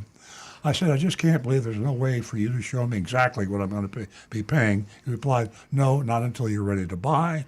I said, I am, but until you give me hard numbers to show me and my husband, I can't do that. I was fuming at this point and told him, forget it. Just show me numbers on paying cash.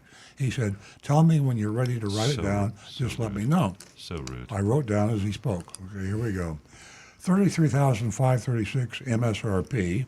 $27,495 selling price, $1,933 taxes, $989 dealer fee, $395 processing filing fee, and $448 for a new tag, $31,268 out the door. I said, you know what, I don't know why anyone would ever do business with you, and I just stood up and walked out. David followed me like a puppy dog with his tail between his legs, apologizing. I'm so sorry. I snapped back, you should be. You shouldn't have told me up front that you're going to be able to print anything for me and save us both time and energy. He said, no, I had no idea he was going to be able to print anything for you today. I said, no, you knew damn well what my expectations were. That I needed to have it in writing, and you took me in there without even talking to me. Shame on you. Wow. Good for you. Good for you. She got head to head. I promised. I continued to my car where my husband was waiting. David kept following me until he realized my husband was in the car. My husband knew I had already been in there for an hour and a half, and that they were playing nice. They weren't playing nice. He was just opening the door to step out when David turned around and walked away. He's lucky he did that. I was shaking. He had made me so bad, and she was. She was emailing us as this thing went by, but they really pushed hard. And, well, we'll see. The vote is yours at this point. This is a day when the laws are not being enforced in South Florida. These will be, according to Ashley Moody, be enforced in South Florida starting tomorrow. So we will be back to Gunther. He has 10 dealerships down here, so we'll hit one of his 10 dealerships, and we hope that you will let us know what your experience was if you go into a Gunther dealership, because we have the Attorney General's direct telephone number, 1-866-966-7226, if you have a bad time with Gunther or any other dealership after tomorrow. Don't forget that other number you can take advantage of also, 866-9-NO-SCAM. And if you want to vote on this mystery shopping report, and I encourage you, text us at 772-497-6530. Okay. All right, Jonathan in Palm Coast. Labor Day is the best time to avoid this dealership. The lies about leasing, factory warranty, taxes, the attempt to cost you more money at the end of the lease, and the overall obfuscation of truth and general sleaziness of the salesman, not to mention the fraudulent fees, garner this dealership a D-. Honesty, decency, a fair deal, and treating the customer with respect does exist at car dealerships, but not at this one. Anne-Marie says, F for half-truths, lies, evasions, refusal to give the numbers she asked for, and the disrespect for wasting customers' time. I'm going to go for an F. It was almost a flashback to an earlier time of high pressure and just outright just lying or just half-truths. A lot to of the deception. Face. So F from me. Okay, I've got Doug Tesler says Ellis is an F for failure. Gunther is dishonest. And over here we've got Tom Steckel says D- for deception, fees, and manipulating the money factor. Gunther is really the car fleecing business. And here we go. A bunch of them just popped up. Oh boy, they really did pop up here. Okay. You got a lot. T Cash, F-, probably not even brand name Post-it notepad. Wow. Tim Gilliland, run, don't walk out the door, F. Don't trip. Mark Smith says A for Agent Lightning, D- for the dealership. Joseph Kelleher says F. Brian Sidlatko, definitely an F. Let's see here. We have Baby Boomer. Is there a score lower than F minus? Oh boy. Ooh, no, but I think they might deserve that one. That's okay. I think they're having influence. Jonathan in Palm Coast changed his grade to an F from a D minus. So. Thank you, John. For me, I'm. It's rare, but I'm saying total F failure. I try normally not to say F, but in this case, I know. Wow. You're a gentle man. Well, when somebody can actually aggravate Agent Lightning that much, I've met her several times. She is an incredibly stable person. Unflappable. Exactly. Right. This is egregious. This company that's what Jonathan Pompusi says. Agent Lightning is the only one that's fuming, so it pissed him off too. Okay, I'm going to get my vote in, guys. We got 2 minutes left. First of all, I want to commend Agent Lightning. My hat is off to you. And I am so happy that our listeners, our callers, everyone saw through a Gunther Volkswagen Coconut Creek, because it sounded like as if that they were reading from a script. It is called the Gunther script, and hopefully Ashley Moody is going to be on them more now than she's ever been, and she's going to be able to do a whole lot for us. And my grade, I don't even think that there is a grade that I can, verbalize on the air. Give them a poop emoji. So I give them a F. F. I almost never give an F. I can't remember my last F. I got to give Gunther the big F. Yeah. Wow. And ladies and gentlemen, if you didn't jot that number down, that number, according to Stu, I believe he said it was 866-966-7226. Yep. Yeah. So take advantage of it. Let your voice be heard, ladies and gentlemen. Give Ashley Moody a call. Stay tuned. Next week, we'll be right here at 8 a.m. Earl on Cars. Have a wonderful Labor Day weekend.